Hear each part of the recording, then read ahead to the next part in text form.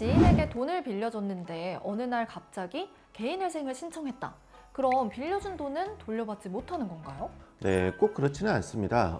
개인회생을 하더라도 일부라도 돌려받는 경우가 있습니다. 상황에 따라 받을 수도 있고 못 받을 수도 있다는 거네요. 네, 맞습니다. 돈을 빌릴 때부터 속이거나 갚을 의사가 없었던 경우라면 또 이야기가 달라질 수 있습니다.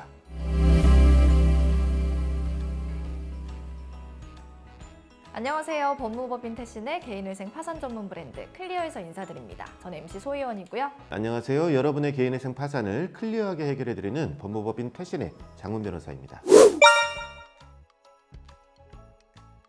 변호사님, 이 지인에게 돈을 빌려줬는데 그 사람이 개인회생을 신청했다고 하면 가장 궁금한 게 내가 빌려준 돈은 못 받는 건가 이거잖아요. 네, 많은 분이 그렇게 생각하시지만 개인회생이 시작됐다고 해서 모든 채무가 자동으로 없어지는 것은 아닙니다. 그럼 내 돈을 빌린 지인이 개인회생을 하더라도 빌려준 돈을 아예 못 받는 건 아니라는 거네요. 법에서는 고의적인 불법 행위로 발생한 채무는 면책되지 않는다고 규정하고 있습니다.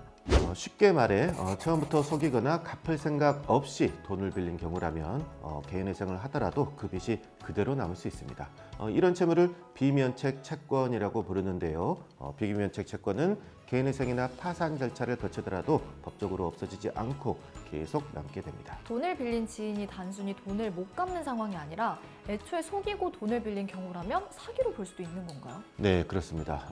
예를 들어서 생활비가 필요하다고 말했는데 실제로는 다른 용도로 사용을 했다거나 여러 사람에게 반복해서 돈을 빌린 정황이 있다면 사기를 의심해 볼 수 있습니다. 그럼 그런 경우에는 이 개인회생을 하더라도 상황이 조금은 달라지겠네요. 예, 맞습니다. 이런 경우에는 형사적으로 사기가 인정될 수 있고요. 유죄 판결이 확정되면 해당 채무는 비면책 채권으로 분류가 돼서 개인회생을 하더라도 없어지지 않습니다. 그럼 돈을 빌려준 피해자 입장에서는 어떻게 대응을 하는 게 좋을까요? 네, 가장 먼저 해야 될 일은 증거를 확보하는 것입니다.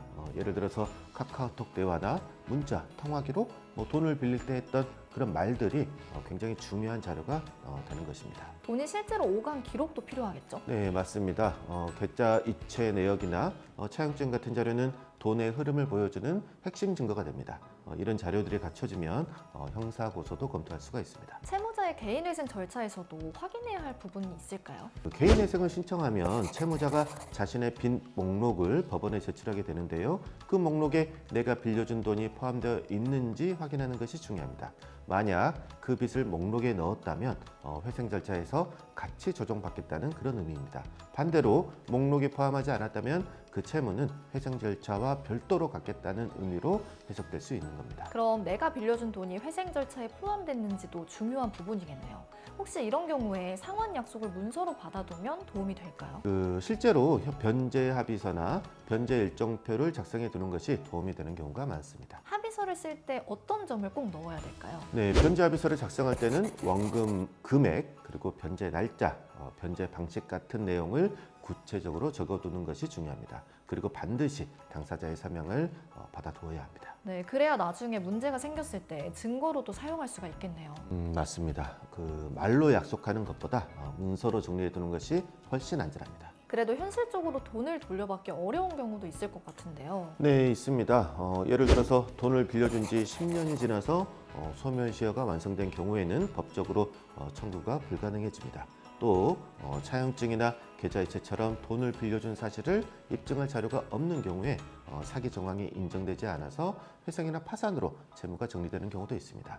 그리고 채무자에게 재산이나 소득이 없어서 강제집행이 어려운 상황, 또는 채무자가 해외로 도피했거나 사망했고 그리고 그 상속인이 상속 포기까지 한 경우에는 사실상 회수가 어려워지는 것입니다. 말 그대로 빌려준 돈을 받을 수 없는 상황인 거네요. 그래서 이런 문제는 가능한 빨리 대응하고 증거를 확보해 두는 것이 중요합니다. 네, 오늘 이야기 들어보니까 개인회생이라는 절차가 시작됐다고 해서 모든 채무가 같은 방식으로 정리되는 건 아니라는 점을 꼭 기억하셔야 될 것 같습니다. 변호사님, 오늘 내용 한 줄로 정리해 주시죠. 돈을 빌린 사람이 개인회생을 한다고 해서 모든 빚이 사라지는 것은 아닙니다. 사기처럼 고의적인 불법 행위로 발생한 채무라면 개인회생을 하더라도 면책되지 않습니다. 지인에게 돈을 빌려준 상황이라면 어디서부터 어떻게 대응해야 할지 막막하게 느껴지실 수 있을 것 같습니다. 혼자 고민하기보다는 정확한 기준을 알고 대응하는 것이 중요합니다. 오늘 준비한 영상 여기까지고요. 영상이 유익하셨다면 구독, 좋아요, 알림 설정 부탁드립니다. 저희는 다음에 더 유익한 내용으로 찾아뵙겠습니다. 감사합니다. 개인회생 파산이 궁금할 땐 클리어!